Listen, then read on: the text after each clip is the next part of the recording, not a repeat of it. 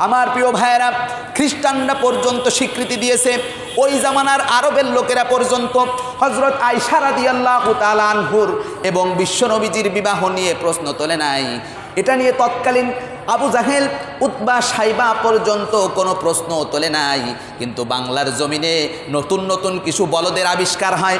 বাংলার জমিনে নতুন নতুন কিছু মূর্খর অবৈধ সন্তান, জারজ সন্তানের আবিষ্কার হয়।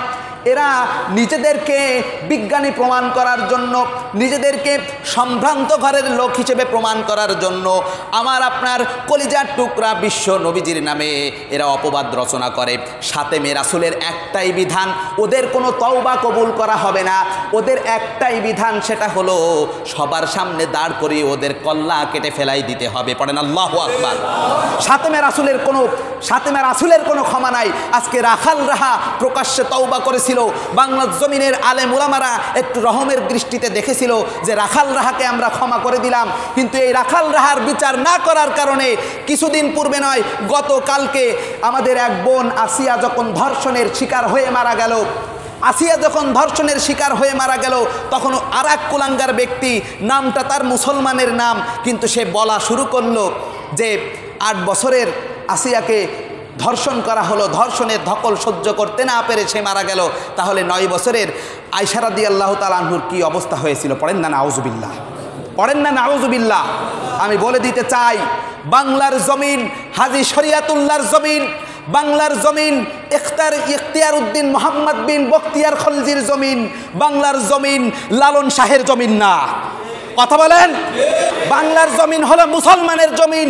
আর এই বাংলার জমিনে যদি বিশ্বনবীর নামে কখনো কটূক্তি করা হয়, কোনো মুসলমান যদি ঘরে বসে থাকে, মুসলমান যদি ইন্টারনেটের মাধ্যমে হোক, সশরীরে হোক প্রতিবাদ না করে, মুসলমানের শরীরে যদি আগুন না জ্বলে, তাহলে ধরে নেওয়া হবে ওটা মুসলমান নয়, ওটা হলো টাটকা মুনাফিক। কথা বলো মুসলমান, ঠিক কিনা? আমার প্রিয় ভাইরা, আমরা বলে দিতে চাই, রাখাল রাহা হোক কিংবা তার উত্তরসূরি হোক, যারাই রাসূলের নামে কলঙ্ক দিবে, তারা বাংলার জমিনে স্থান পাবে না। কথা বলেন, বাংলার জমিনে ওরা স্থান পাবে না। কেননা আল্লাহর রাসূলের অবমাননা মুসলমান মেনে নিতে পারে না। মানি না, মানব না, মানতে পারি না আল্লাহ রাসূলের অবমাননা। সবাই বলেন, ইন্টারনেটে যাবে এটা। মানি না, মানব না, মানতে পারি না আল্লাহ রাসূলের অবমাননা। হায়রে অবমাননাকারীরা রক্ষা পাবি না। রক্ষা পাবে ওরা? হায়রে অবমাননাকারীরা রক্ষা পাবি না। মানি না, মানব না, মানতে পারি না আল্লাহ রাসূলের অবমাননা। বাংলার বীর মুসলমান জেগে উঠেছে, লেজ গুটিয়ে নাস্তিকীদের পলাতে হবে। কথা বলেন। বাংলার বীর মুসলমান জেগে উঠেছে, লেজ গুটিয়ে নাস্তিকীদের পলাতে হবে, নইলে মোরা করব তোদের কবর রচনা। ঠিক কিনা? নইলে মোরা করব তোদের কবর রচনা। মানি না, মানব না, মানতে পারি না আল্লাহ রাসূলের অবমাননা।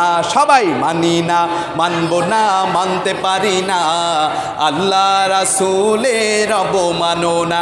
হায়রে অবমাননাকারীরা রক্ষা পাবি না, অবমাননাকারীরা রক্ষা পাবি না। মানি না, মানব না, মানতে পারি না আল্লাহ রাসূলের অবমাননা। কোন মুসলমান আল্লাহ রাসূলের অবমাননা মানতে পারে? মুসলমান কোন মুসলমান মানতে পারে না। আমার প্রিয় ভাইরা, এজন্য বলতে চাই, আপনারা সতর্ক থাকবেন।